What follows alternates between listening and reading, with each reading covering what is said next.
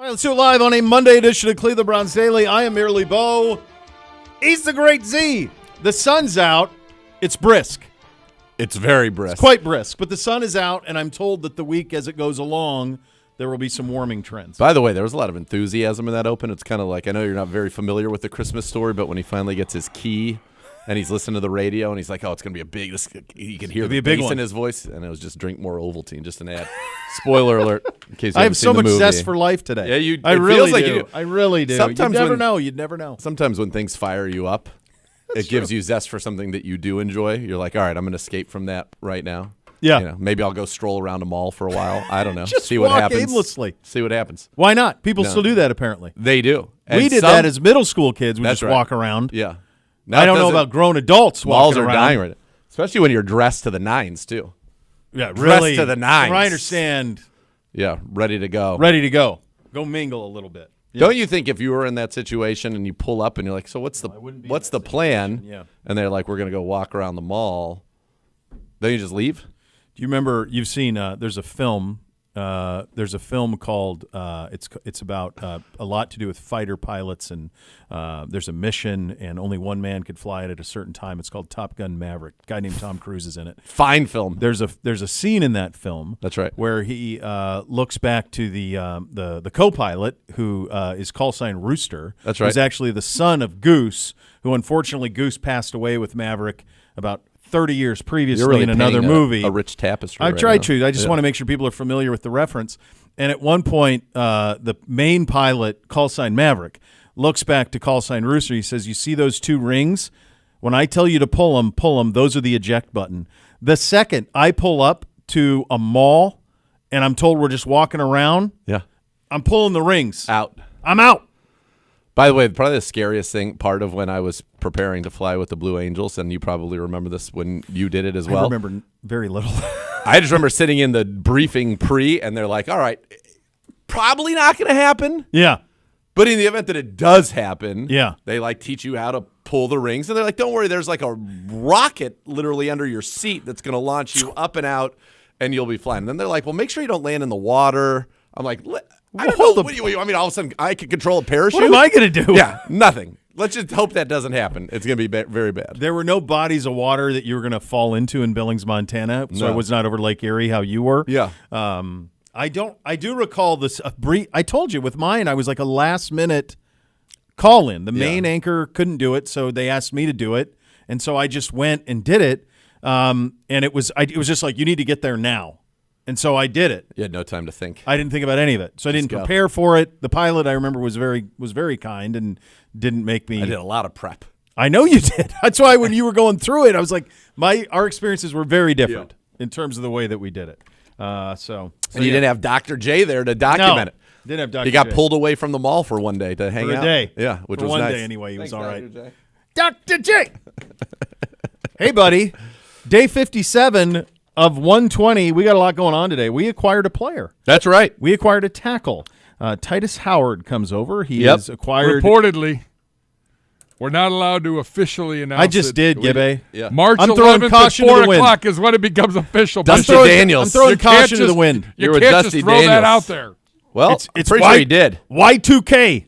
Threw caution to I the don't wind. know what you want me to do. Well, you could protect the people. I feel if you got 85 people saying it's happening and they're all reputable. I agree. Okay, so they can come if they want to. I'm up for the fight.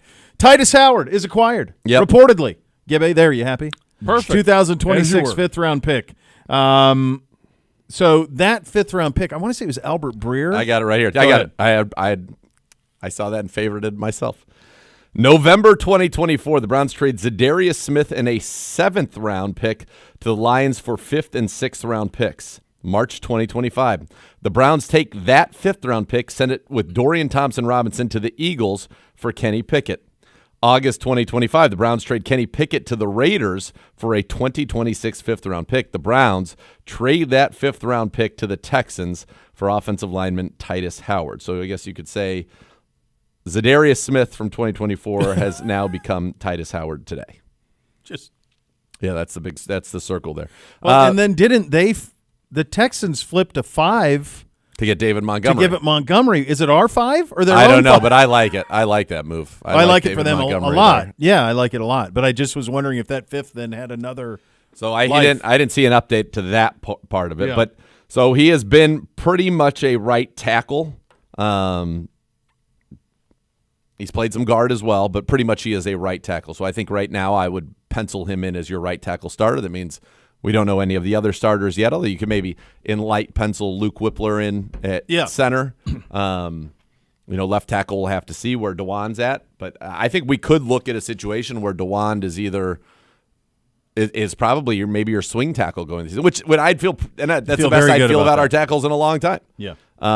So this very good pass blocker. Hasn't given up a sack since the 2024 divisional round of the playoffs. Didn't give up a single sack last season. So good pass blocker. George Warhop, our new offensive line coach, knows him, coached him in 2022. The Hoff said if George Warhop coached him and then we've traded for him, that George Warhop is a fan. That was I was doing my morning activities at the time when this text chain was going on, and I was reading all the responses to it. And as soon as I saw that one from Hoff, I went, well, there you go. There you go. There you go. So certain there's no question they would have consulted George. Do you like him? What do you like? Yeah. Yes, I like him. Yes, he can start. Get him here. We'll work with him. And then he gets reportedly an extension too. 3 years, $63 million, which solid pay. So we would expect solid play there from Titus Howard. But Ooh. you like that? What a job out of you. Thank you. Well, A little it's rhyme. a Monday. On a We had- Monday? 5 minutes Well, in? it turns out I'm pretty fresh as a daisy on this Monday. Miss K not. So we had a wonderful Friday night. We have this great Friday night. We had a couple friends over, had a great meal, great wine. Just a couple? Crazy. More than just a couple, as a matter of fact. More It would than. turn out. Greater than. Ended up being fine, wild. We'll talk about that. We had a wonderful time. Lovely. We didn't get to bed, though, until about 1. Now young Master Luca, who is a champion of champions, sleeps until like 8:15. That's outrageous. So we're like, let's see if he's okay. So we go up there, and he's got a fever. Oh. So we take him to the doctor. Long story short, first time he's ever been sick. Doesn't have the flu, though. We got him checked for the flu. No flu. Okay. But he was fussy. We've never heard him cry during the day. Never. I mean, he's just the happiest kid ever. Absurd So he level. was not as happy. And then I also found out that my stock is like as low as it's ever been. I go to Why's your stock the low? grocery store on Saturday, and Luca's battling whatever he's dealing with. I Yeah. think he's teething as well. It's just a lot of Lot things going are all on. Oh, that would cause the happening fever. at one time. The So they teething thought that can. there was something beyond that, but I think it could be teething. Yeah, his front two are coming, like you can see it. So maybe he's not. happy. Yeah. So I go to the grocery store, do my normal shopping as I like to do, as I shop on the day I'm going to cook. Where's Luca? Where's Luca? our guy? Where? Yeah. I was like, what am I chopping? Basically, yeah. So I said, don't worry, he'll be back Sunday, and I brought him back to great fanfare, and he was fine. But he was, for the first time in his life, super clingy to his mom. Only wanted her. Only wanted her. So it was like, for me, I couldn't even give him a bottle. Oh. That's sad. That's a tough day. Tough. When you get that, the first time that happens. Oh, I yeah. actually prefer her. So supposedly at this age is when they go through a stranger danger thing anyway, and their brains can comprehend that you're leaving, but they don't really have a concept of time, so they don't know when you're coming back or Sure, yeah. if you're giving them away, are you giving me away forever? I don't know. Yeah. So, and I think he probably was like, I've never felt bad before. What's up with that? This sucks. I Yeah. don't like that. So a lot of things going on. But so we miscaped. Then we figured out if she pretended to leave and then went and hid in another room, totally happy, smiley Luca was back. But then she walked in to try to get herself I think a well-earned glass of Sancerre around 5. Yeah. And I don't know how he saw her because we had him. I don't know if he smelled her, sensed her. Sure, yeah. Right back to it again. Right back. So tough weekend for Miss K. Very long weekend. For me, that was like, should I go to the gym? He doesn't care if I'm here. Doesn't care about you anyway. Yeah, You're fine. so You don't right like to me. the gym I went. This is a true story. Bootsy was on. He had just been born. No. Aim was on bed rest in Right. preparation for Bootsy. Parker was 2, not quite 2, and so she was on bed rest. So I would have to get him in the morning, and so I would go in and at 5:45 every morning, and he would stand on his crib like this and scream with tears, beet red. No, Dad, not you. Mama. No, Mom, not you, no. like that. Yeah. And it was every day. And I would go, I'm like, Park, buddy, Beamsy, that hurts, Daddy. Yeah, like hurts I'm trying. Hurts me in my heart. I'm going to take you to her, bud. I'm going to take you to her. She just can't Get here. Yeah. You know what I mean? You just can't. Think of me as like a vessel. All I am is transportation. Right. That's it. Yeah. I remember those days. Yeah, I remember those days. It's funny with Arden, she was a daddy's girl from birth. Yep. Like I was always a preferred. I think that's how it goes. Bryce was definitely mama's boy, and I guess apparently young Master Luca will be. He does like when I read him his golf book. That was the one thing that was able to break his sadness. Ebbs and flows of all of that, I find, with them as they age. There are times when they prefer you. Sure. And then you can be bootsy and just play against one Once against they're each smart other. enough, it's who benefits them the most. That's right. Yeah. In the moment. Yeah, right. In that exactly. In the moment. Where do I benefit the most? Exactly. All right. So from a offensive line perspective, this obviously changes what you and I thought potentially could be the case of the draft. You certainly don't need 2 tackles in your first 3 picks. Well, we didn't want that. We didn't want it anyway. For us. But, I mean, we thought it would be receiver, potentially 2 tackles. Now that's not the case. Well, I think it allows you to take receiver. You could go receiver, tackle, guard. 39. There were a couple people we talked to at the combine who thought that you might be able to get the best interior offensive lineman at 39. It allows you to get to double up on receiver should you be so inclined. It allows you to, if you love a tight end, to get a second tight end to go with your with Harold Fannin. It allows you to get somebody on defense. It's kind of a luxury, like a big-time nickel corner, a third safety that you really, really like. So it gives you, or, as I've been told many times, like, let's do it. Let's get another defensive tackle. Maybe it gives you an opportunity to do that. We need 1,000 of them, apparently. Apparently. We do keep drafting them. So I think it frees you up from that framework where we thought it was going to be 2 tackles and a receiver early, which I'm a big fan of. I like that. I like having some flexibility. It also allows you, if at some point in the draft you're just like, listen, this is the best player on the board by a mile. Like you could now talk if they loved Caleb Downs. I don't think that we would. Yeah. It also gives you flexibility to trade back and try to turn 3 picks into 4. Is there somebody that Dallas would love so much that you could entice them to give you 12 and 20 for 6? It feels like if that's going to happen, it's going to be Jeremiah Love, which wouldn't be Dallas. They just paid Javonte would not be Williams. Dallas, or Downs. Those seem to be the 2 guys who could fall into that area that somebody falls in love with. I don't think you're going to see, and this was a big theme last week when we were over there, I don't think you're going to see, and most people don't, much trading at all in this first somebody round. Wants to mess with and 27. no one's messing with 27. But that's why it would be, so you could maybe it'll get be it this year. Yeah, you maybe pick up another 2 to move up 5 spots. So I think that's probably the things you're thinking about. But I didn't get the sense over there, do you see another player who people would come up and get if he fell at 6? No. Because it doesn't feel like the difference between, top, and we'll get to some of what we learned at the combine, but certainly the difference between top tackle, according to everybody we talked to, top tackle and 4th tackle, not much. Pretty similar. And that they're also, it's weird. Right. People are like, oh, you got to get the good tackle there. I'm like, well, who are the good tackles? Well, there really aren't any good tackles. Okay, then. But now Monroe Freeling it feels like, is saw that moving today up on the boards. PFF, yeah. But, yeah, you have a lot of receiver depth, maybe not as much tackle depth, but certainly within the first round. Yeah, I don't know. I think that this is a draft. If I'm the Browns right now, and I don't know if any of this is real or not. These are not scores or anything like that, but I'm doing everything I can to get Marvin Harrison for pick 39. Yes. Yeah. Get me Marvin Harrison for pick 39. Now I don't even have to worry about a receiver. Yep. And then I can take at 6, maybe I do take a crazy luxury pick. Maybe I do take Caleb Downs there. Oh, yeah. Or Sonny. Who's just or one of the 11 best you players on your back, defense. Just get somebody that's a megastar. Yeah, right. Someone who's a sure thing, lock, can't miss guy. I mean, the Sadiq guy, with what he did Saturday. Is blazing. Blazing, man. Well, he's been in previous mocks, he was going all the way down to the Niners. Yeah. I still think with Fannin's that guy, he's your pass-catching tight end. So I do think we still need more of a Y. Yeah.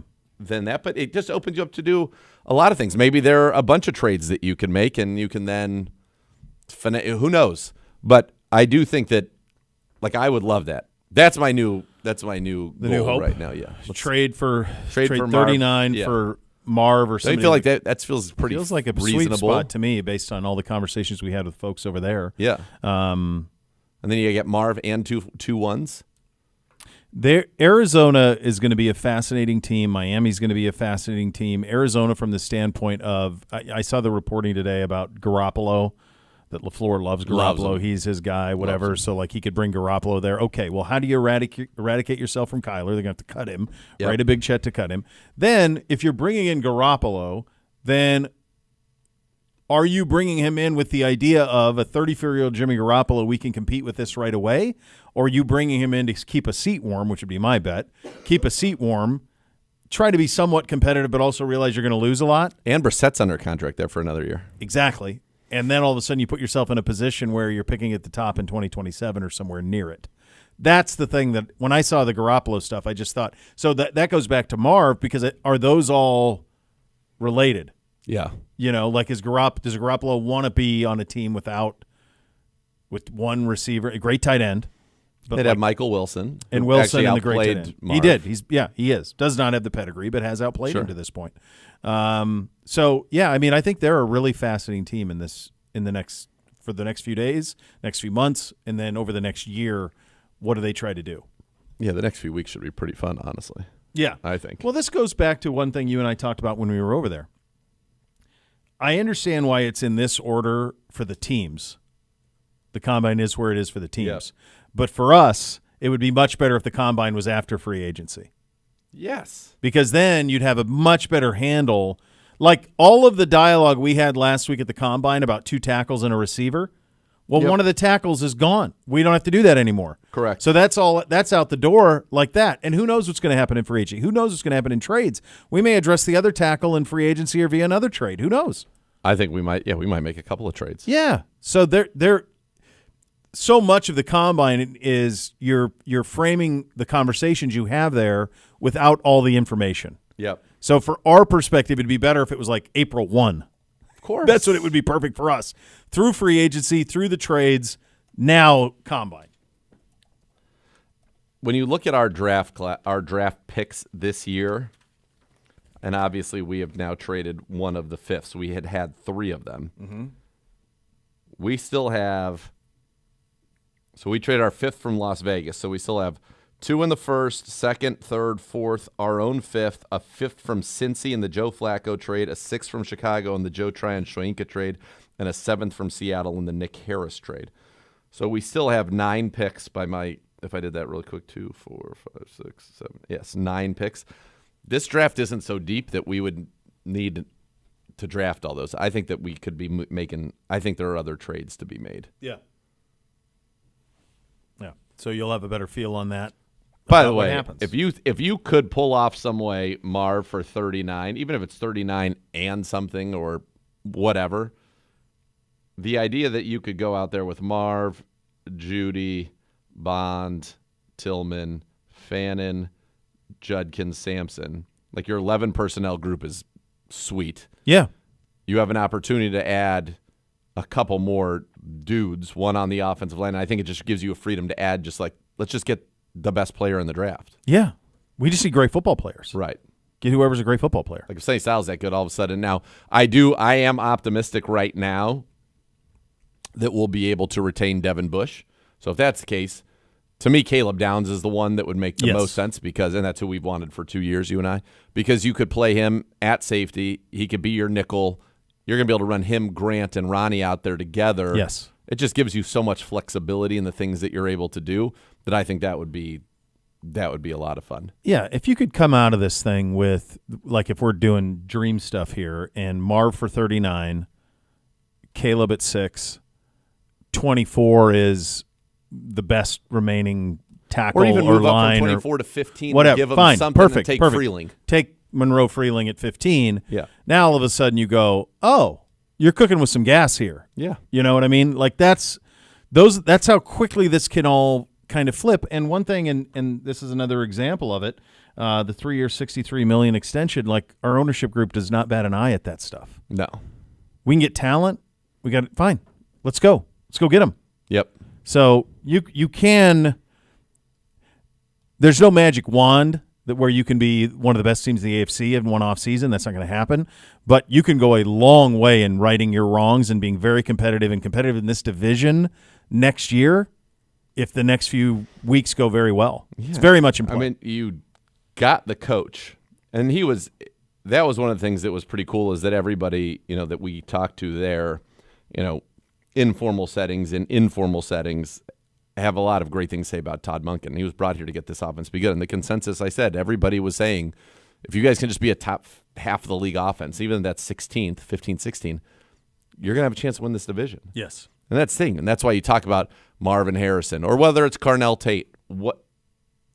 That 11 personnel group, Todd Monken likes to play in 11 personnel. We'll play more. We will have 12 personnel. We've got 8 in Huntington that maybe can be our Patrick Ricard. We need to find our Charlie Kohler, and maybe it is Charlie Kohler as we see how this all plays out. But,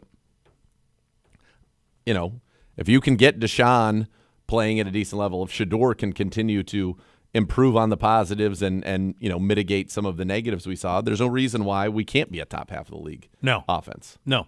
And if you do that, you can be in contention in the division. Right. That's all it would have taken. 1 week away from the Joel Bitonio decision, so that will be next week. So that'll be something we'll be monitoring very closely. Today was a very, very big day for the organization. Today was the first day of mass excavation at the new Huntington Bank Field in Brook Park. And I saw JW over there and with his hard hat on, looking great. And away we go. Yeah, he gave some words.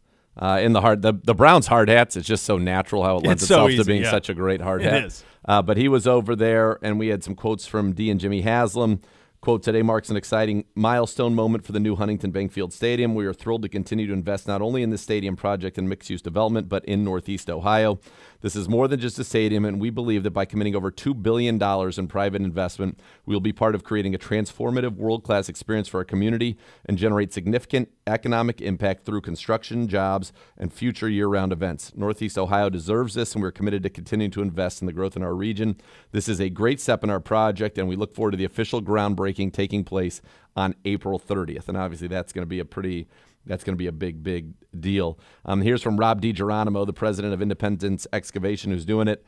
The max excavation for the new Huntington Bank Field project lays the foundation for this substantial endeavor. Driven by the site's proximity to Cleveland Hopkins International Airport, the scope requires digging 80 feet deep and moving nearly 2 million cubic yards of dirt, making it one of the most significant earthwork projects ever undertaken in Cuyahoga County.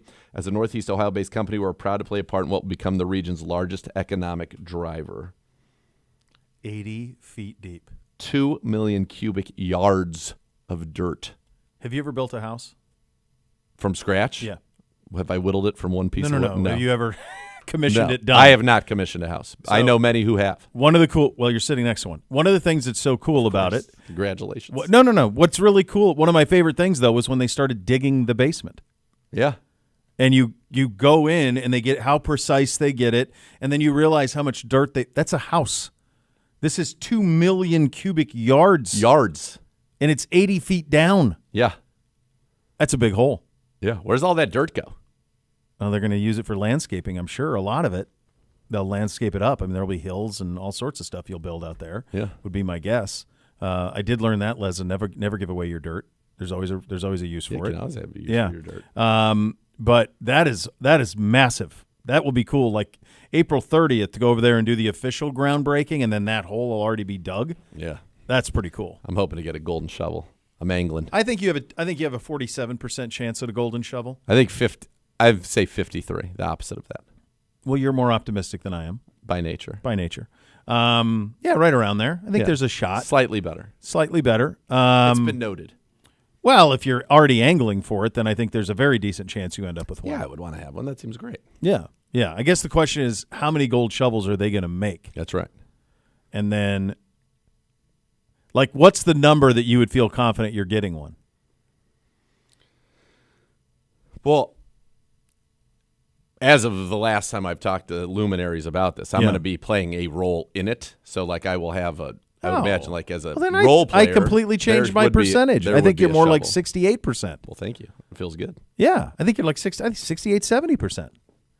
Yeah, I like it. I think there's a very good chance then. I'd hope so. Yeah, I would say 12 shovels, I think there's going to be at least 20. at least 20 shovels. That's my guess. 90% you're getting a All right, shovel. let's go, baby.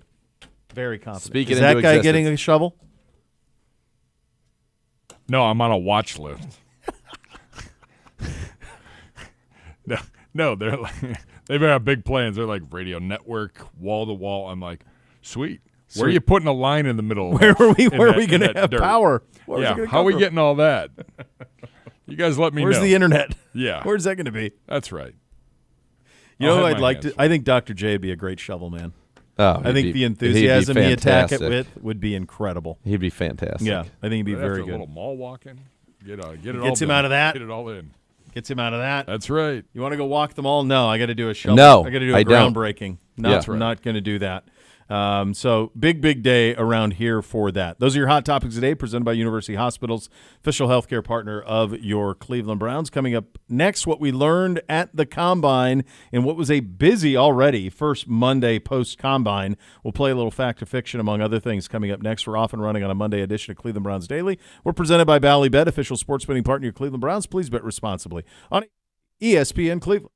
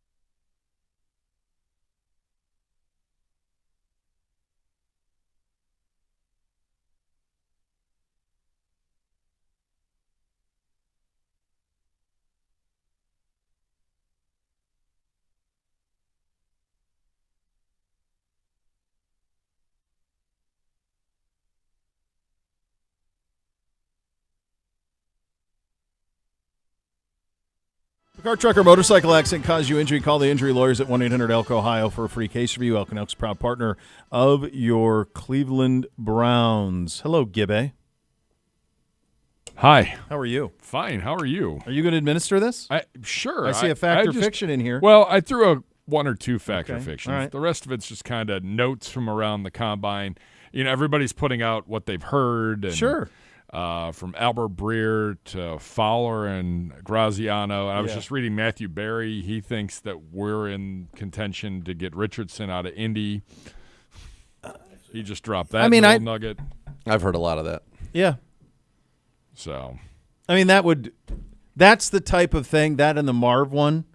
That is, I mean, Andrew's done that stuff, you know. Yep. I mean, we did it with Jerry Jeudy. We did it to a lesser extent with Emory. I mean, Emory was a Pro Bowler before he got here, but, like, you know, that's the type of stuff we do. yeah. So it wouldn't surprise me. None of that would.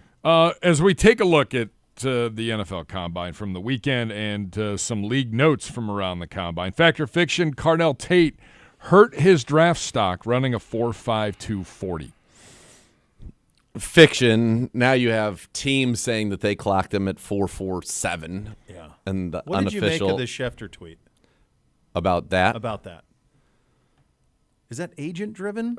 I don't know where that. I'll be honest. I really don't know where that comes from. I think it's interesting. I would say when you look at him, you know, in terms of his size and speed, he's more Puka Nacua than he is Yes. just a burner. Well, Puka Nacua ran 4.57. He's having absolutely no problem dominating the National Football League. Jackson Smith and Jigba ran 4.52. Yeah, no problem. By the way, we knew he wasn't going to be the fastest No, one. but I do remember one of the guys we talked to saying, I want to say it was Jeremiah. I want to say he said that everybody anticipated him running 4.4. Yep. And so, but I mean, it's if you do the side by side, like I saw a side by side they did of Lorenzo Styles and Sonny Styles. Lorenzo won 4.27, Sonny ran 4.46 or whatever, or 4.3, whatever Sonny ran. It's one step. Yeah. It's a step. Now that's a lot. In a football game, it's a lot, but that's how minimal it is. So yeah, I think it's fiction. I still think he's going to be the first, especially juxtaposed to all of the stuff about Mekhi Lemon that came out about how awkward all that was over there. Yeah. Not just his podium, but like his meeting with teams. How about the video of him on the field when they're explaining how to run the drill? Right. And he doesn't run the drill right. Yeah. So I mean, I think he had of receivers who had a rough week. His week was much more difficult than Carnell Tate's was. Oh, yeah. Not even close. I don't think this affects Carnell at all. I think Carnell Tate is even, in fact, more solidified as that top receiver. And I was watching the combine. By the way, it's fun to see our coaches dominate. Tarv, B. Lynch were out there. But Daniel Jeremiah was compared him to CeeDee Lamb. Like Carnell? Yeah. He compared Carnell Tate to CeeDee Lamb. Thought that's his game. Why is that's what he minded going him. for the small? Because he did that with us So with Devontae Smith. Like Tate is 6'2". I'm watching the video right here because I pulled it up. Tate 6'2" and a quarter. CeeDee Lamb 6'1" and 5/8. CeeDee Lamb 198. Tate 192. Arms are basically the same. Oh. Bigger hands. Carnell Tate. And so that I guess that's why. And stylistically, I think people think that's who he plays. Oh, We heard him. We heard Devontae Smith. Yeah. Speaking of the Styles brothers, because they definitely had themselves a week. By the way, CeeDee Lamb ran a 4.5 and a 4.51. Like, yeah, it's fine. You'll be yeah. fine. So Just no, fine. the answer is no. He is not hurt his draft fiction. stock. In fact, I Fiction, think that Gibby. he comes out of the combine in a better place to be the first receiver taken than when he went to the combine. I agree. Is there, speaking of Buckeyes, a chance that Sonny Styles ends up being the first Buckeye off the board on night one and not Arvell Reese? I suppose. No. I don't think so. I think Arvell matched him in the 40. Which was there were some insane 40 There times. really were. Wasn't it the fastest combine ever, like top to bottom? Yeah. There were some I big saw that too. linemen that were moving. Humming, yeah. No, I think what the Jets did last week with the defensive end position, it feels to me like that Arvell will be the first Buckeye off the board. I don't think that. Now, I think what Sonny did is he solidified he's going top 10. I think that's happening. Yeah. But I think Arvell is still the number one. 3 or 4 Buckeyes in the top 10. 4. You think Downs will go? For sure. The only one who wasn't, I thought, was Sonny. But I think Downs, I think it'll be all 4 of them will go in the top 10. One of them falls out. And I think for whatever reason. They're going to have 5 first-round picks, 4 of them on the defense. Pretty crazy. Yeah. Who's the third best quarterback in this draft? I don't know who the second is. I know everyone's on Simpson now. Everybody that says seems it's to be Ty the Simpson. I mean, we got Simpson had a pretty good McShay saying he's Saturday. going 6 to us now. Yeah, okay. I don't think so. I don't either. That was in the eye of the beholder, wasn't it? What? Third quarterback. So- we talked to so many people. I know Aller had a good throwing session, but there were concerns about him. A lot of people Nussmeier. think, kind of what I got to was that a lot of people think today the third best is Carson Beck, just experience, everything. I mean, he was supposed to be the top guy, but that if, in terms of Clay, if everything all goes right, Drew Aller could end up being, the best, second best quarterback in this draft. Yeah. I mean, it's the clay pound of clay is incredible. The size, all of it. One thing that Jeremiah kept going back to, and Cosell too, was talking about mechanics, some of the mechanical stuff and the inaccuracies. But when we had Greg on, I even mentioned this, like how many coordinators did he have at Penn State? What did they ask him to do? Right. Like, all those things factor into it. I do remember Greg liking the quarterback from Arkansas, and then that kid had a really nice combine. Really nice. He's a big-time project. Like, you'd have to really nurture him and bring him along.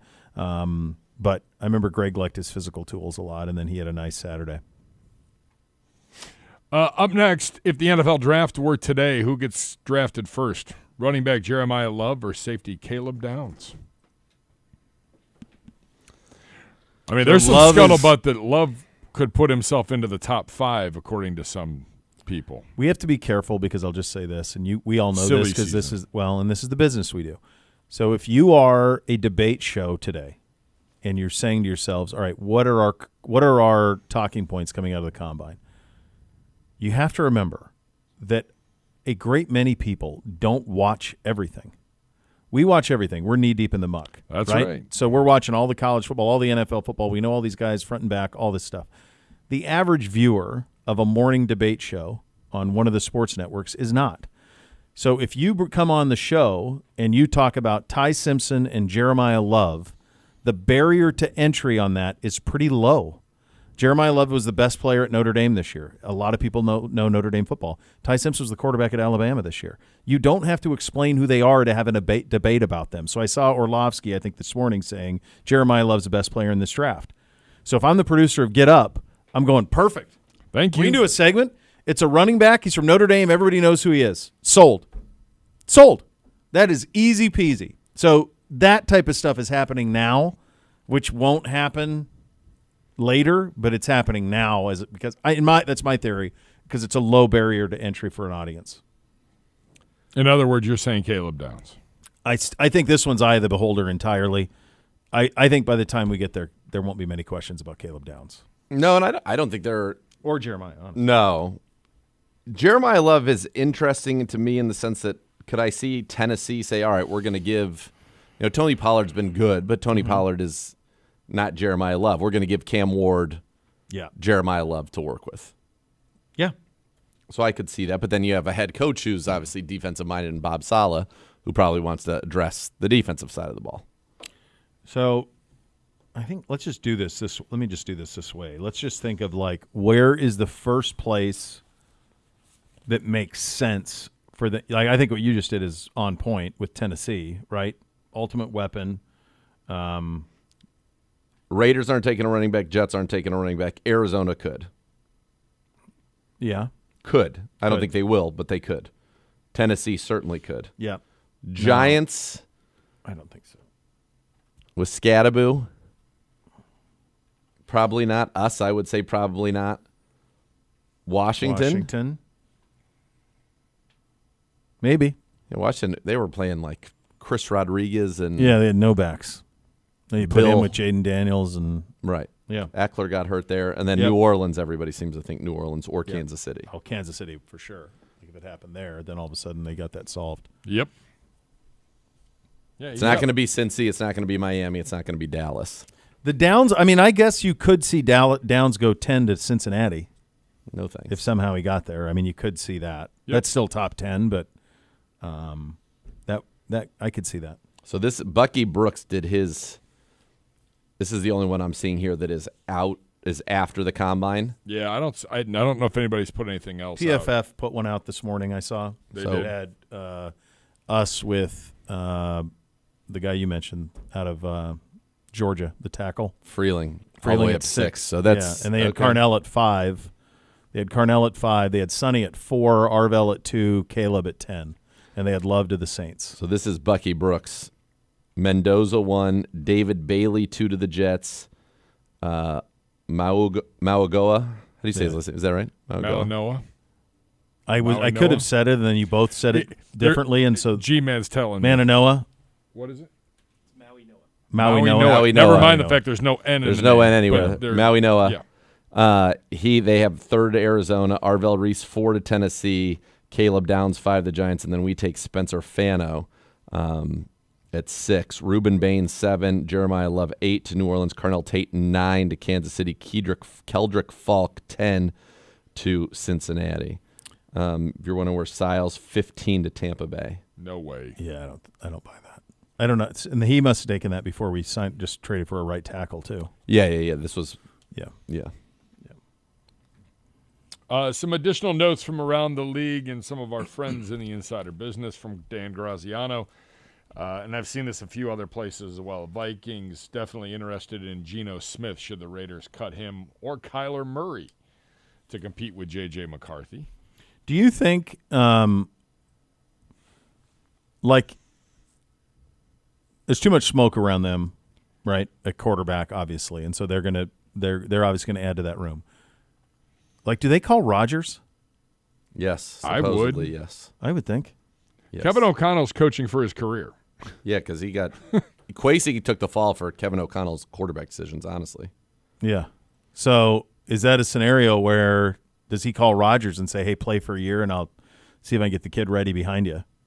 Yes, I think that was one of the things that they really wanted potentially last year. So, Yeah. yes, I say yes. And if you're Rodgers, that's the place you'd want to go. Yep. Dome, division, Justin Jefferson, sold. Jordan Addison, sold. Yep. Yeah. Yeah. From ESPN's Jeremy Fowler, and I, again, seen this in multiple places. It's coming to the point where it's not realistic that Malik Willis is going to get this $30 million a year type deal that we heard about. I don't know if I believe that. I don't either. Well, I think it could be a bidding war that upset. Well, yeah. But, I mean, I think that, and I don't think they kept saying the comp is Justin Fields, 2 years, $40 million, probably in between there, I feel like. You know what's crazy is you knew more about Fields by about tenfold than you know about Malik. That's right. Justin played all those starts at Chicago, more bad than good. Good and bad, yeah. Yeah, but it's there. There really isn't much with Malik in terms of – but it feels like – now the question is, we all put him on Miami. Who can his agent put against Miami for the bid? Who else would be in on him? Is that Pittsburgh? For Malik Willis? Yeah. Miami. Vegas thinks so. Arizona. They have Pittsburgh up there? Yeah. Pittsburgh. Minnesota probably would consider it. I mean, if you're Atlanta, I think you'd have to at least consider it. So that's what the two names that I've heard to Atlanta, Flacco and Kyler Murray. I like Kyler there. I think that could be fun. I might drive people nuts, but that could be very fun. Trying to think about what Kevin would want. It was noteworthy that he didn't mention Penix specifically. He didn't. He mentioned him, but he didn't say he he's didn't the anoint starter. him. Right. He didn't anoint him at all. No.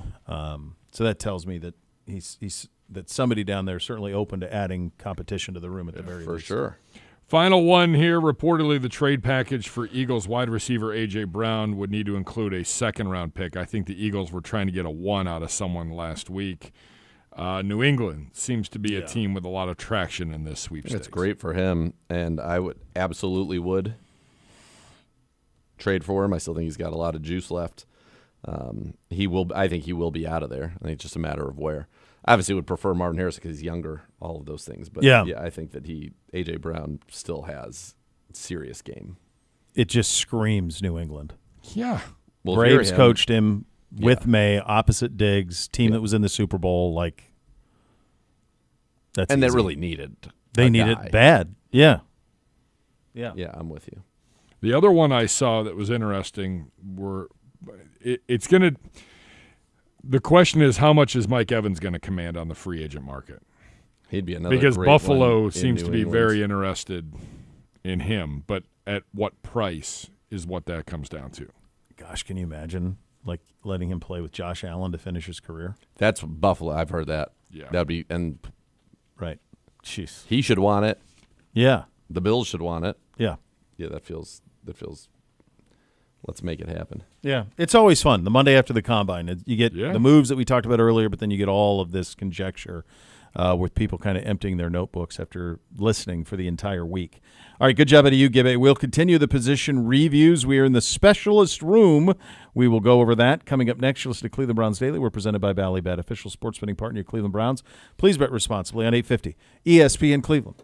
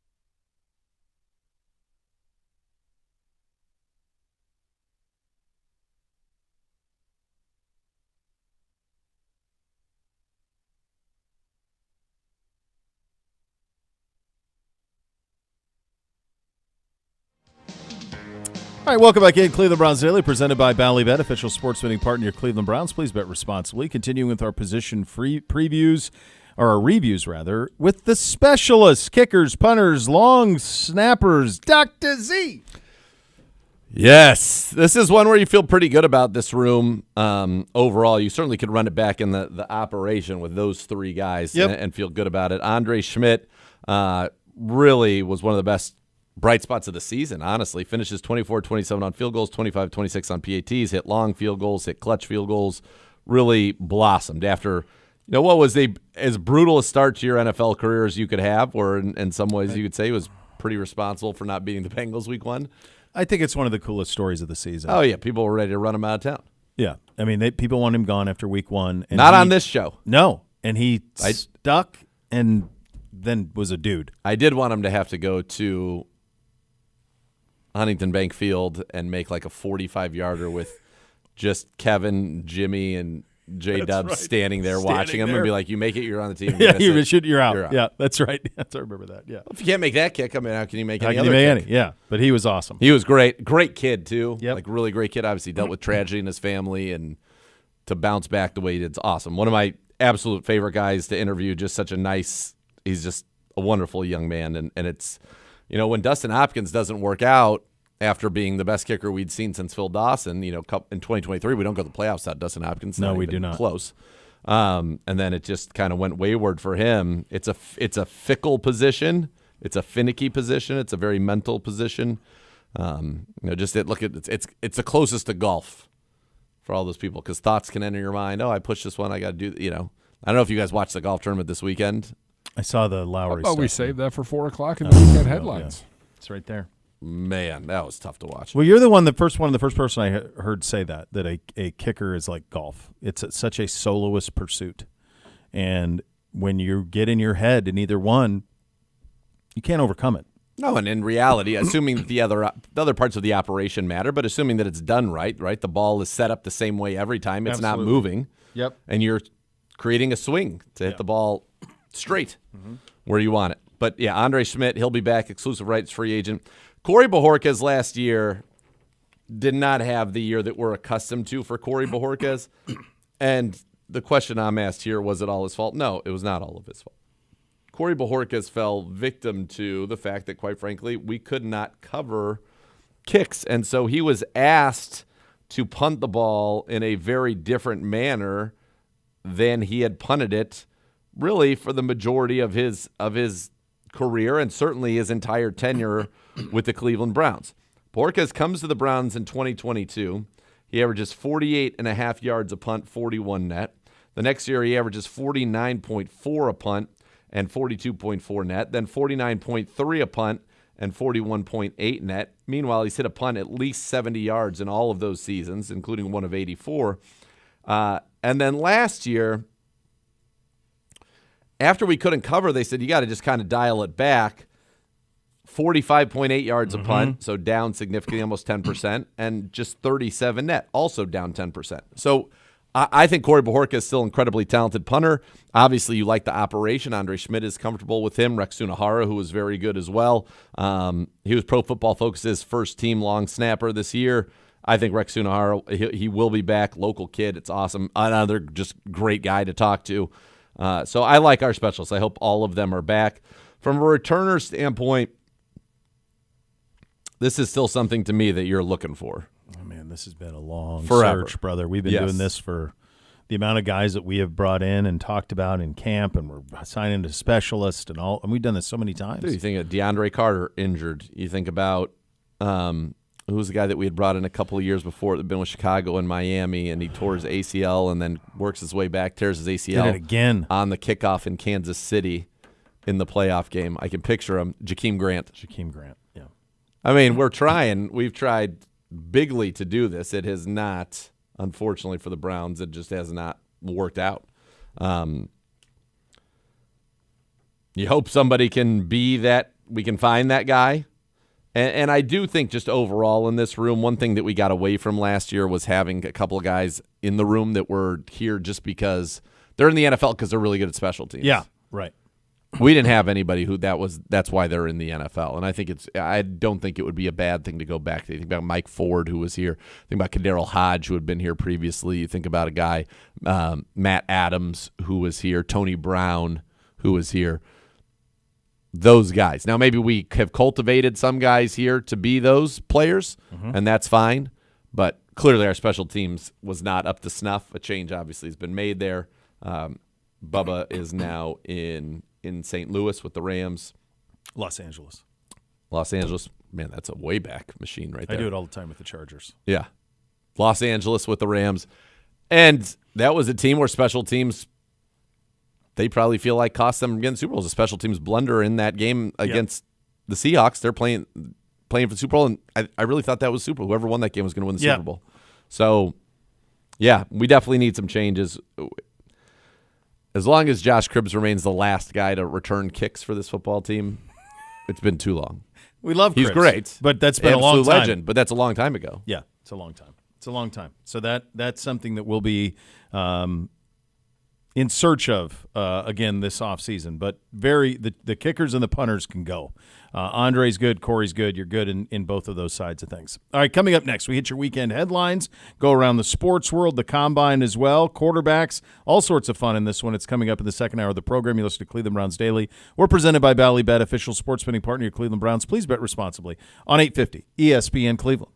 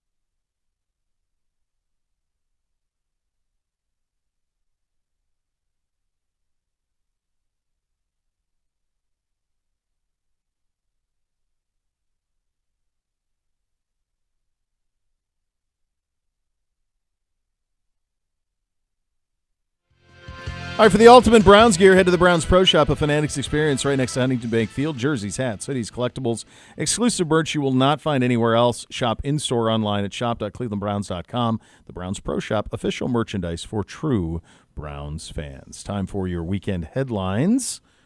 Hello, Gibby. Not wild and crazy. I mean, maybe my personal life, but not. How was the snowman? Yeah, how was it, Gibby? How'd you do? The body was willing on Saturday, not so much on Sunday. Let's go, Gibby. Awesome time. I mean, there's nothing like seeing a 40-foot snowman on a beach just being lit up and then go and they stuffed it with like a ton of like dead Christmas trees and pallets. Oh man. So I mean, we're talking a nice little blaze. Oh, on I the bet. beach. Oh, wow. Oh, that's cool. Then they wait till dark and then they do it about 6:30. And then how long does it take? Because I saw you, Monica had put up some photos, or maybe somebody did. I saw them on somewhere. Not sure who did, but I saw pictures and it looked huge. Like how tall was it? It's about 40 feet tall. That's a big snowman, brother. Yeah. So I mean, it's a nice little thing because otherwise you would not be going to Catawba. You wouldn't be going to this time of year. You're not going up there. No. Instead, they got school buses. They got 8 different bars, so they just picked you up. They had bus stops. Yeah. And then you're down at docks right on the water. Perfect. I was on the beach for like 3 hours. That's great. And, I mean, the weather cooperated, which was That's a big nice. deal. But Yeah. Yesterday cool. felt like I was driving home from Indiana. We're getting old, buddy. Whew. Can't go the way we used Confirmed. On all to. Unless you're levels. Tiger Blood Zagura here. Hey, baby. Completely unaffected. That's right. Stay young. You're right. That day, This is unbelievable. the day that you went through last week, that was pretty impressive stuff. Thank you, Gibby. The look on your face when the sandwich showed up with mayo was amazing. That was. We finally got to eat at 1:40, and you were asking for food at 11:15. You Yes, finally you got to eat at 1:40, and as you peel open the sandwich from a place that I don't rarely eat at. I'd never before. Probably never again. And literally put on there no mayo, and it's just slathered in mayo. Sad. Bad job. Mine was outstanding. I needed every. I needed it. I didn't get it. Just didn't and get yet, it. Had to wait. And yet, No ill effects. what a performance! Just battle on. There is That's all a you can do. performance that is not open to the public. That's about 7 minutes and 45 seconds. Yeah, I was After pleased. the I show enjoyed the other watching day, it back, to be honest. That It was really good. really is just Yeah. top notch. There were a few things going on from the weekend, so let's get right down to it. The Combine is in the rearview mirror. On to free agency. Legal tampering starts 1 week from today. That's Andrew Siciliano's favorite word, not mine. Of the following QBs, how many will be on a different team 2 weeks from now? Your options are Daniel Jones, Tua, Kirk Cousins, Justin Fields, Geno Smith, and Anthony Richardson Sr. How many of those will be on a different team 2 weeks from now? Four from Mr. Bo.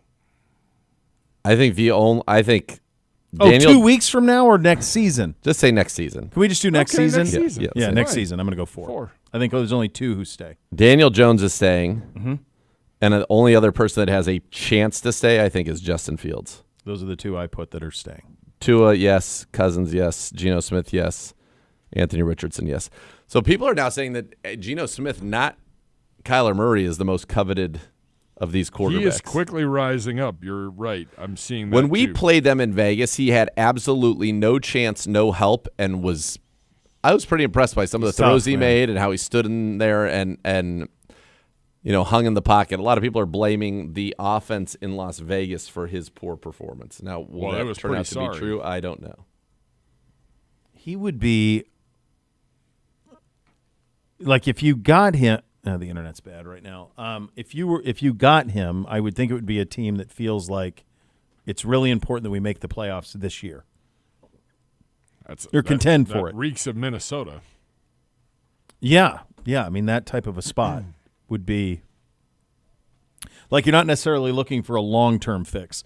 I think what makes Kyler and honestly like Anthony Richardson, those type of guys intriguing is, I mean, Geno's 35, guys. He's 35 years old. I mean, Yep. So what makes those guys intriguing, the Richardsons and Kyler and all of that, is these were guys who were drafted very high relatively recently so they have elite traits. So why hasn't it worked? Who knows? But we've seen enough, whether it's Darnold or Bacon, not to say either one of these guys will turn into that because you don't know. But I think that's what allows for you to sell that to your fan base. It allows you to sell it to your organization, to your team. Like, let us get our hands on him and see what's there. You surprised that there's it feels like there's no chance that Cousins goes back to Atlanta? Yeah, it sounds like None. Yeah, surprising.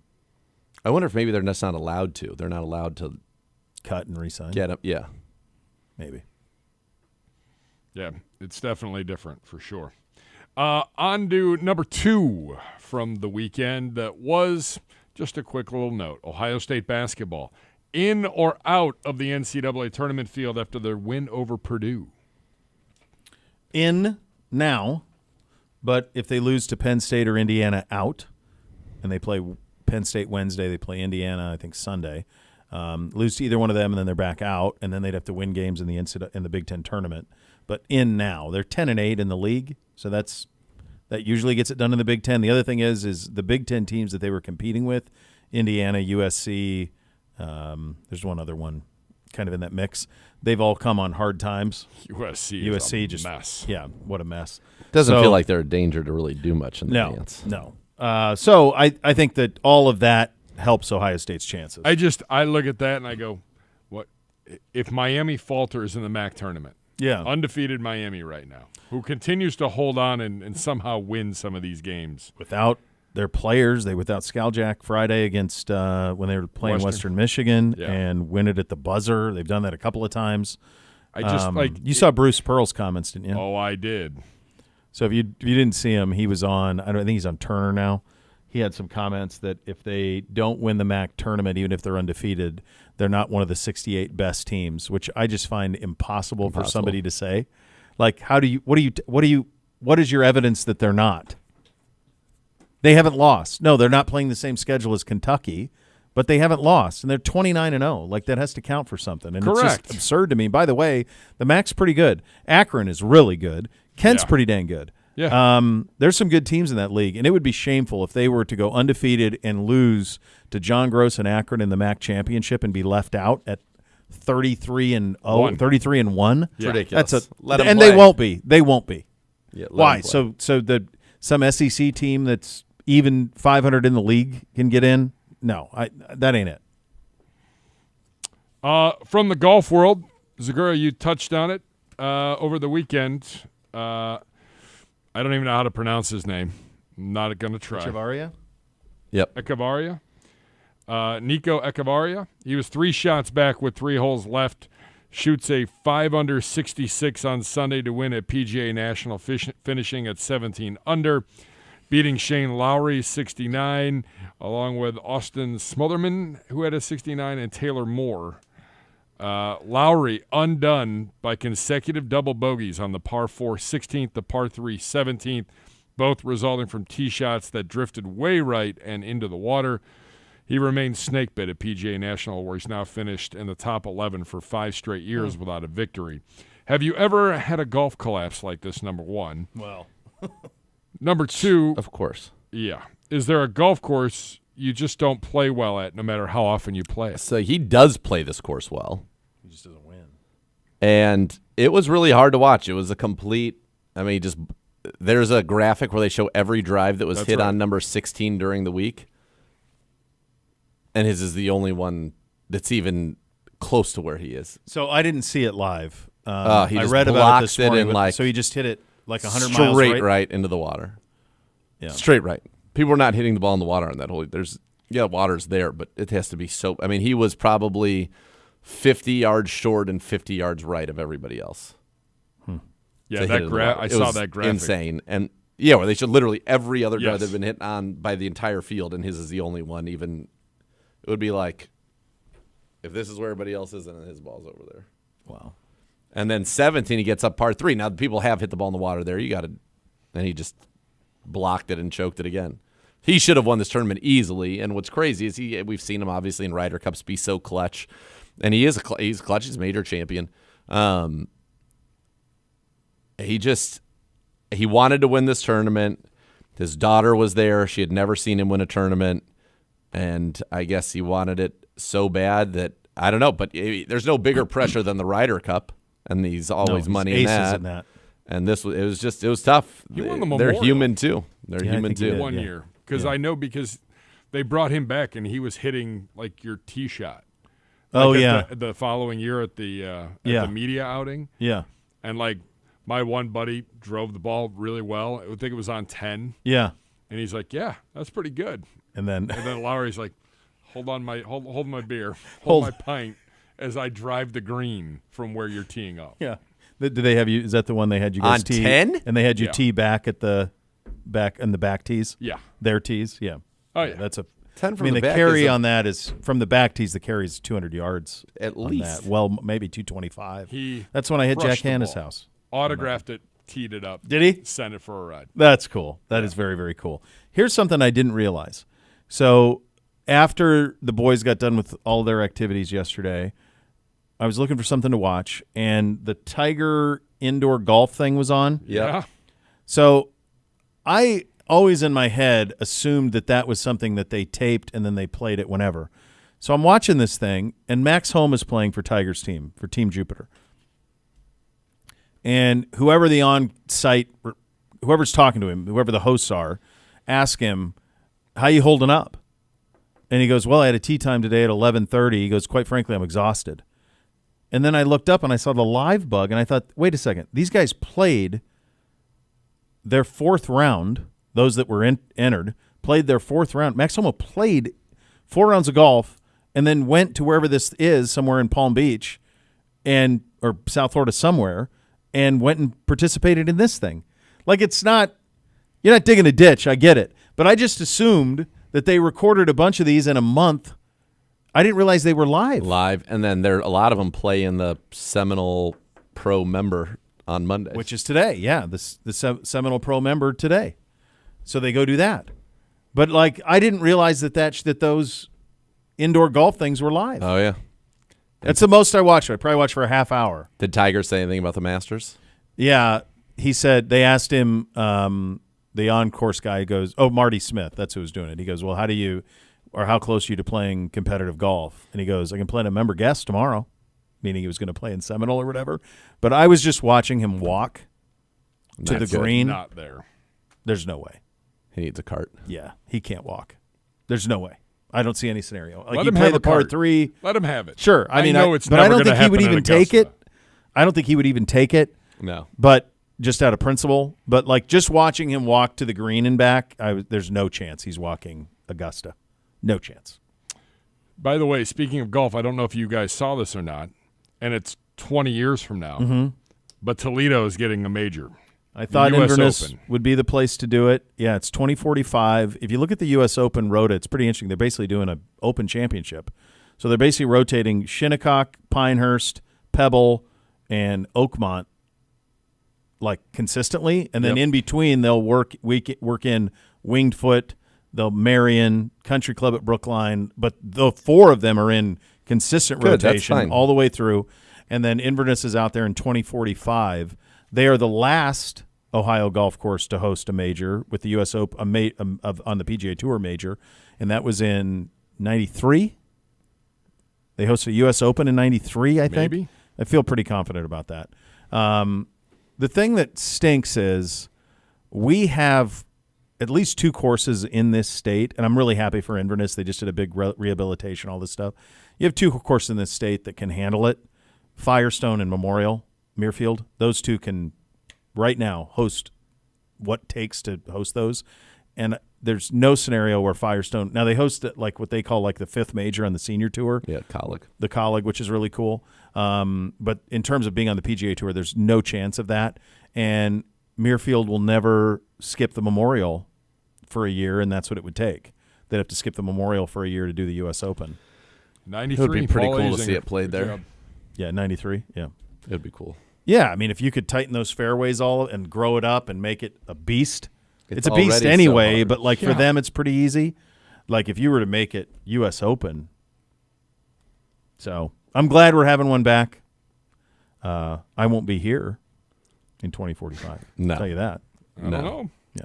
No. I hope I'm say still never, around, buddy. but I'm definitely Never going to say be in You will warmer be still climates. around. You're not going to be living here. Maybe in the summer. Yeah. I do enjoy a summer. never So say maybe I'll never. go. Have you ever been there, Inverness? I've never been there. I haven't either. I've only been through Toledo. I've never stopped. I don't have a point of reference on. I know a lot of people who play out there regularly. Really? I've never gone, though. Yeah. I know they did just a big renovation, so I was happy for them.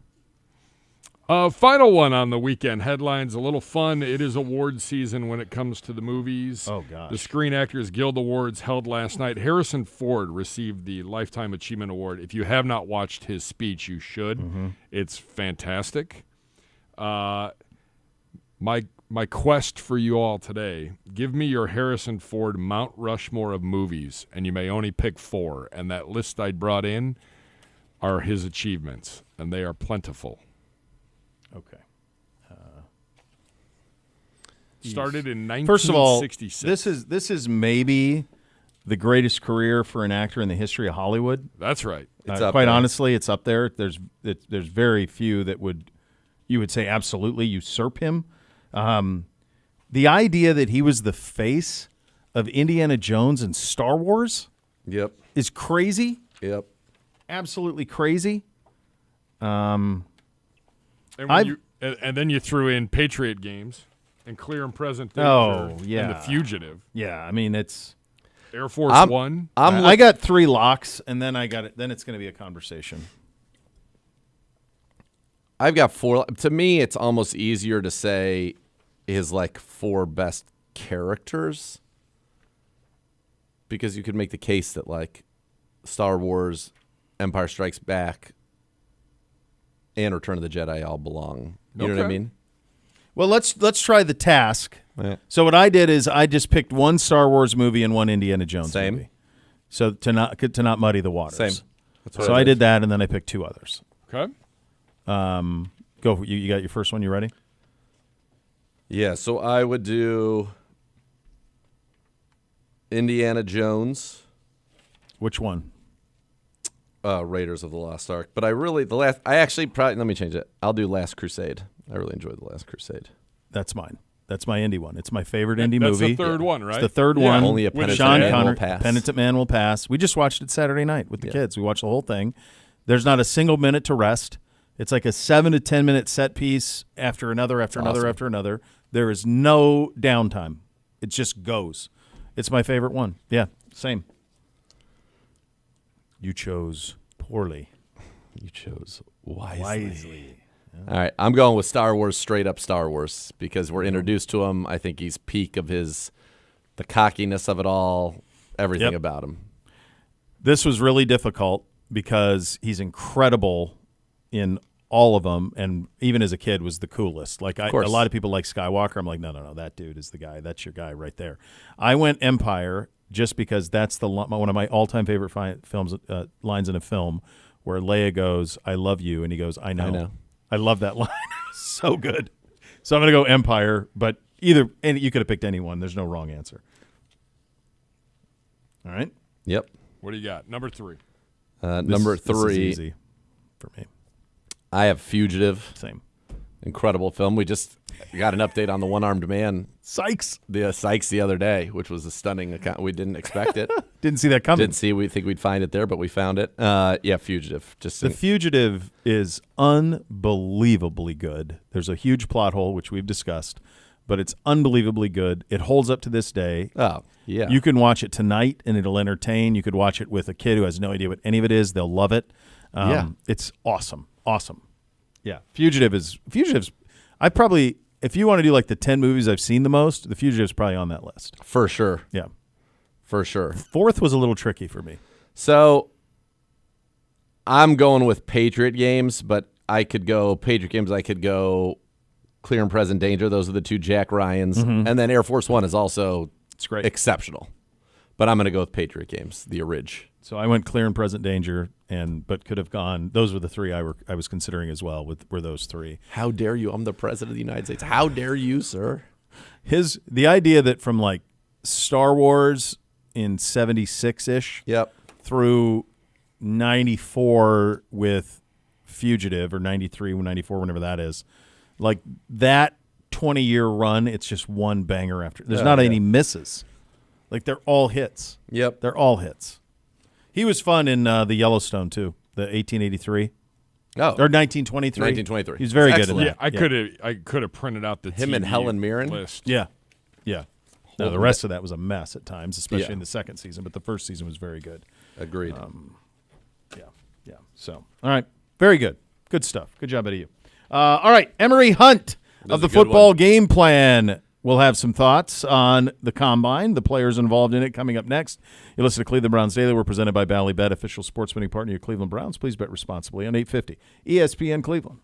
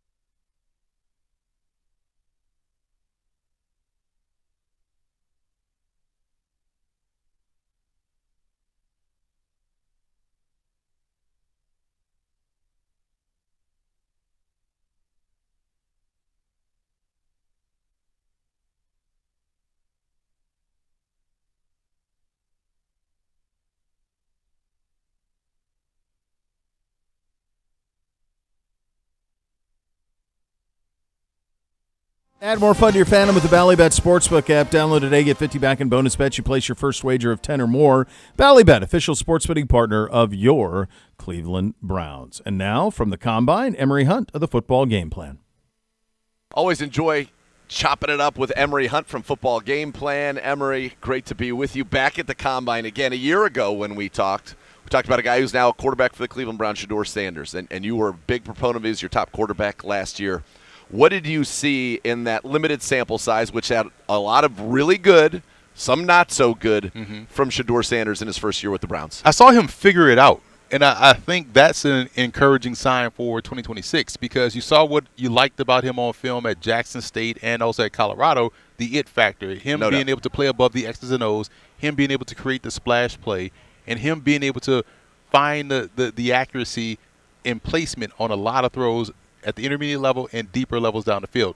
Now, what he has to work on, and as I was thinking of this as I'm going back of what I was talking about Shedeur, because I've been asked a lot about Shedeur. Yeah. It was the footwork coming from under center. I felt like sometimes when they run plays, it was a little clunky coming out of center. And it throws the timing off. And as a former back, when you don't have the timing thrown, you're already thinking in terms of where you're going to go.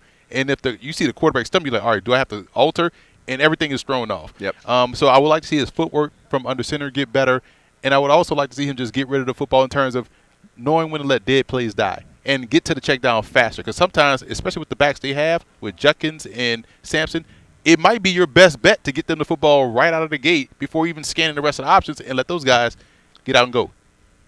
When you think about kind of the evolution of the game and from a schematic standpoint on offense, now it will be tough for him, right? Because now Todd Monken's going to come in. It will be different. So he's going to have to kind of learn probably some new terminology, learn a new scheme. But I thought last year he made some great plays out of structure, but when there were a few times where he got into good rhythm in structure. He would hit kind of that deep dig. He would hit those balls kind of in tight windows. You're like, that's it. From the pocket. Clean, get rid of it.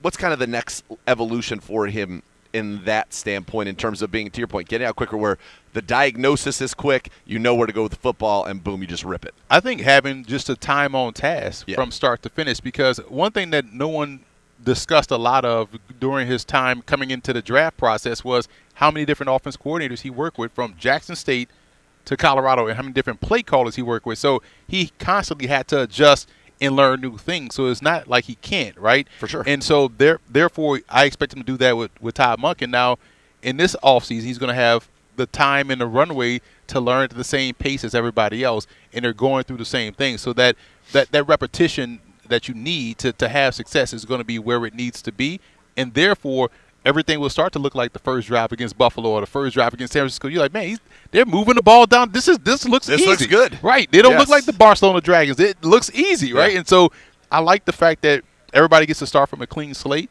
an honest slate, and I think we'll see Shedeur look like he looked in college.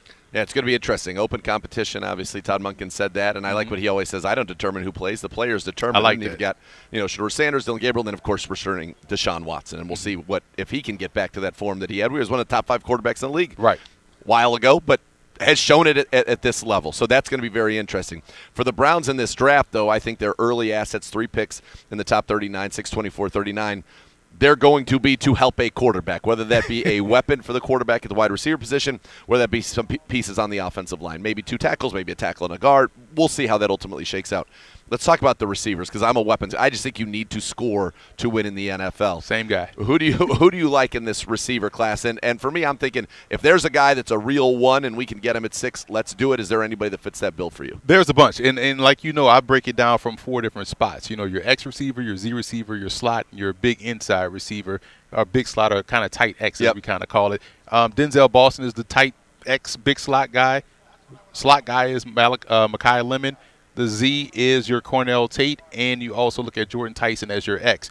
All 4 guys are great. Even outside of that number, you have Ted Hurst of Georgia State, who I like a lot. He plays a lot like George Pickens. Okay. And I'm glad he's here at the Combine, because we're going to see him go out there and get after and get work done.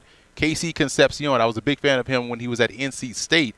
I'm glad he transferred to Texas A&M because they utilize him more as a receiver and not just a gadget guy, end-around guy, put him in the backfield. He can run. He can run, and he could also do those things. He's got to catch the ball. If you can score at the rate he can, I may be okay with a couple of drops, right? Yes, right, but no, you're right. You got to catch the football, because that's the job requirement number 1 for wide receiver, right?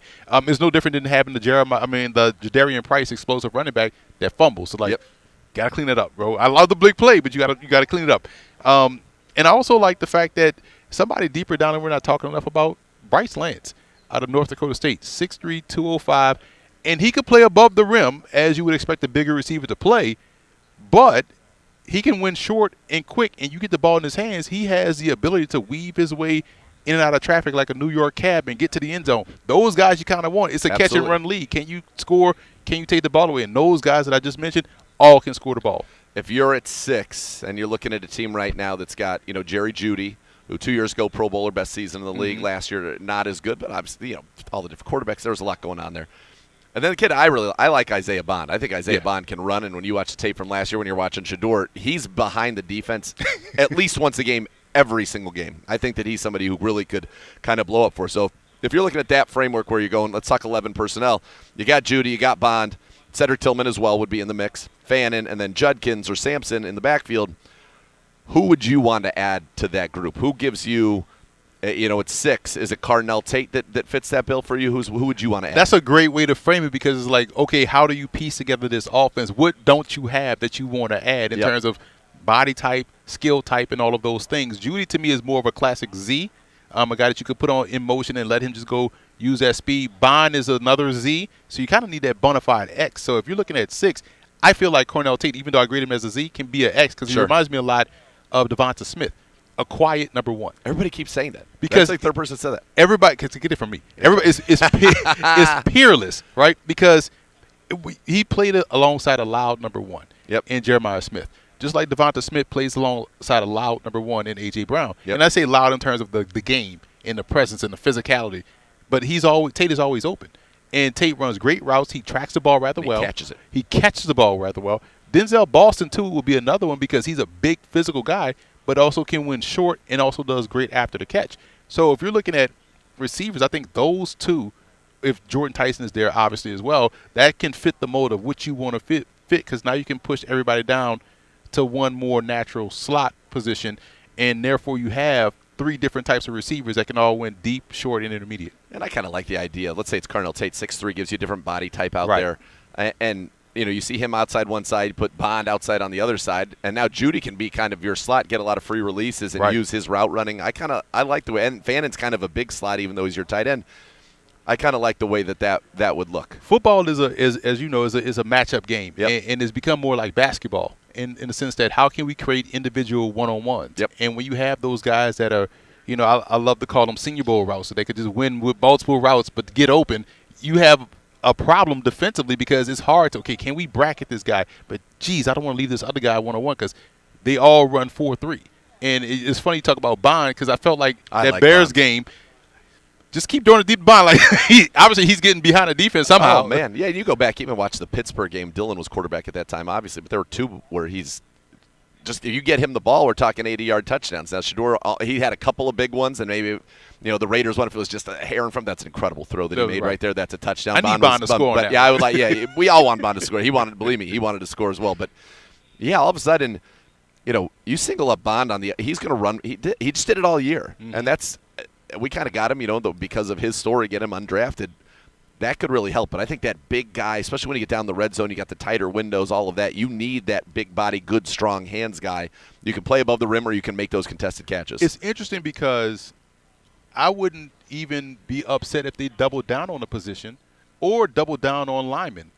It makes sense because if you're trying to increase the talent around a quarterback, whoever the quarterback may be, it's about stacking talent. It's about quarterback proofing your roster. 100%. I think that's where people can have the mindset, hey, man, what if they double down? That's why I will always give – maybe I'm the only one that give Matt Millen credit. He had the right idea.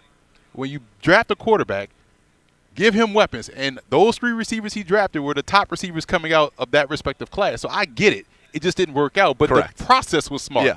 And so I like the fact that they can add someone like a Tate or a Boston or a Tyson that can really get vertical, go and play above the rim. Or if you have to wait and if you want to attack 2 linemen in the first, your Ted Hurst, your Bryce Lance are also big guys that can win up top as well. What do you think about Malachi Fields? Love Malachi Fields. And we saw the Senior Bowl clip from Taylor Green throwing a deep ball and Fields tracking the ball and going up. One of my scout notes I have angry hands and arrogant hands. So it's like the ball is in the air. He may not get the best separation. That's fine. I just need you to catch the football and take it out of the air. And I love that he's not just going up and trying to fight with the ball. He's attacking out. So if he's trying to run an in-breaking route, he's reaching out to get the football. He's posting you up. Like Larry Fitzgerald. Bingo. You can't get to the ball through me. And I like that about him. And I like the fact that he doesn't mind. He's content with the catch, whether it's a 18-yard gain. I want the 30-yard gain. Well, 18 times 2 is 36, right? So it works out. So as long as you're making the catch, I'm good with it. And I like the fact that he gives you such a wide radius, and it fits in what you're looking for or what you don't have in that position right now. Yeah, absolutely. Talk with Emory Hunt from Football Game Plan. Let's talk about the offensive line. Are there guys that you love in this class? It's been a problem for the Cleveland Browns. Unfortunately, we've put some pretty good resources into that position that have not necessarily panned out the way that we certainly would want, and that's why we kind of find ourselves back here. But how do you see this tackle class? And for you, if you're sitting in Andrew Barry's chair, are you more inclined to say, let's get that receiver at 6 and then we'll fill in the tackles, or is there somebody at tackle you'd say, we got to get that tackle? I am speaking for Quinshawn Judkins and also Dylan Sampson and Rocket Sanders as an offensive line expert. Like, we gotta let's look at the offensive line, right? I'm a big fan of Monroe Freeling. Mm-hmm. That's my number 1 tackle in the class. I feel like 6'7", not supposed to have been like that. It reminds me a lot of Ozzie Trapillo, who I had a high grade on last year in the draft class with the Chicago Bears. Yeah. So started and played well for them. Played well for them, right? And so I think he could be a good tackle. Now, 6, who knows? But if you want to double down, I'm a big fan of Francis Marinoa because at the end of the day, he can play tackle and or guard. So now you have some flexibility. I think those two paired together could be a 6-24 type situation that now you've kind of gotten a lot of your offensive line issues out the way. But also when you look at Jalen Farmer, I feel like Jalen Farmer is the best guard in the draft. Would he be somebody? Could he be that? Where would he be? Could he be there at 39? He could be there at 39. And now, I like a receiver tackle. Give me exactly. that guard. Let's go. And I could see that part because when you think about, okay, which receiver do you want first? Do you think you get that receiver at 24? If not, then take him at 6. And if you're going to take the tackle, make sure you get him. Or if you want to have to move up a little bit to get the guy, if you see the run start, because there's always a positional run on the first round, go and get the guy you really want. But yeah, Farmer's because if you're not playing guard center guard, that's where offensive line play wins. I know big tackle propaganda has told everybody you left tackle. You need tackle propaganda. you need guard center guard to have successful offense, and I think Farmer would be there at 39. So when we were at our best, you had Joel Bitonio, Posick, who played very well for us, and Wyatt Teller, and that was the anchor of the line. You go back to the year that we went with Joe Flacco. Our guards at the end of the year were James Hudson and Jaron Christian, but you had Bitonio, Posick, Teller, and we were pretty darn productive offense. Because if people think in terms of the tackle, right, in terms of the blind tie, but really a quarterback worth his salt can step up in the pocket and get the root of the football. Yep. If you can't do that, you need to be sound. Bingo. Yep. So that's why guard center guard is important. Emory, this has been great. Always appreciate the time when we get to talk to you at the Combine, and it's going to be fun to see. We'll talk to you again, I'm sure, after free agency when we get a different look at the landscape here and see where the Browns are going to go. But thank you so much for being with us. Appreciate you, man. I got to tell you, that backdrop looked pretty great over there. That looked really good. Styling, profiling, brother. Muted. Now you're unmuted. Oh, it was a Gibby. It was on Gibby. It looked good. Yeah, it looked real nice. Really nice. Absolutely. Yeah, it looked nice. Very good. Ours are the Bengals. I couldn't tell which one was better. Backdrop. Very similar approaches. What an unbelievable setup they had. Unreal. One guy with a phone that a mic plugged into. One guy. I mean, that's their guy. That's I know. the voice. I know. That's like sending, in the past, would have been like sending the great Jim Donovan. Sending the voice to go. Because Siciliano's not a fair solo. comp because he's like their NFL Network. And Yeah. he's doing all those things. he's but the like, mayor. Yahoo. He's it's the like socialite. if you sent Jim there By and himself. said, by himself, no backdrop, nothing, with a phone, with a microphone that plugged into his phone. There you go. NFL team. I guess he had a couple others that were there, but they were like videoing. Yeah, I don't know where. No, I don't know who was doing those interviews. That was outrageous. I mean, was Zach Taylor there? I don't know. Yeah, he was because I saw quotes. Okay. So I definitely saw quotes from him. Okay. Because they asked him about being the only corpse shoes got to stay in the division and all of that stuff. And yeah, so I saw some quotes, but So I didn't they had see to him have at a done podium. something with him. I just don't know where. No. Yeah, I don't know. All right. Are we just so much more to come? So much more to come. So much more to come. Cleveland Browns Daily, 850 ESPN Cleveland.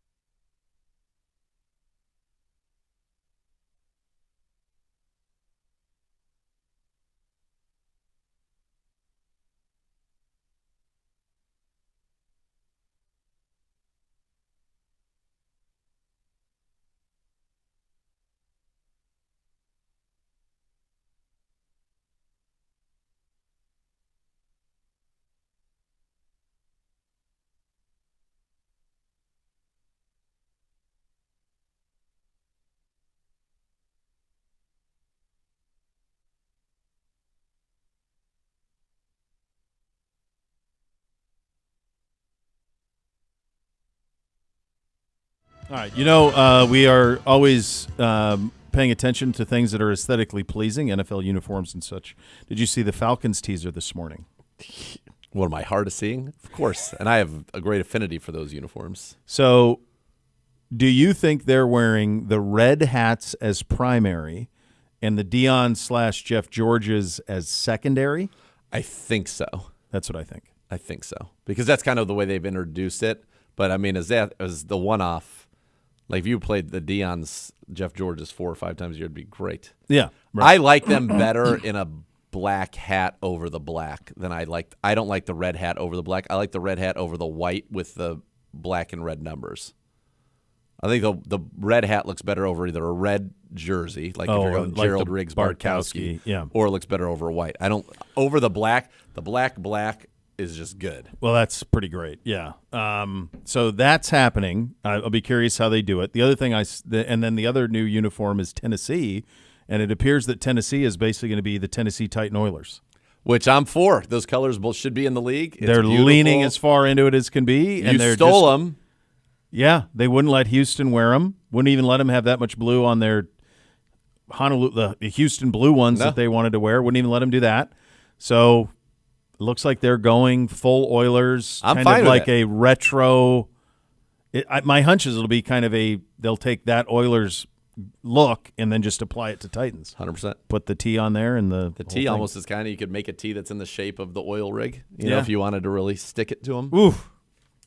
What happened there, man? I don't know. It's nuts, 2 minutes, but it's 2 about minutes. time. Those colors should Yeah, be. they should be. Yeah. Yes. It's interesting how all of the teams in the league now are realizing the power of that palette, that 80s palette. So good. And they're all going back.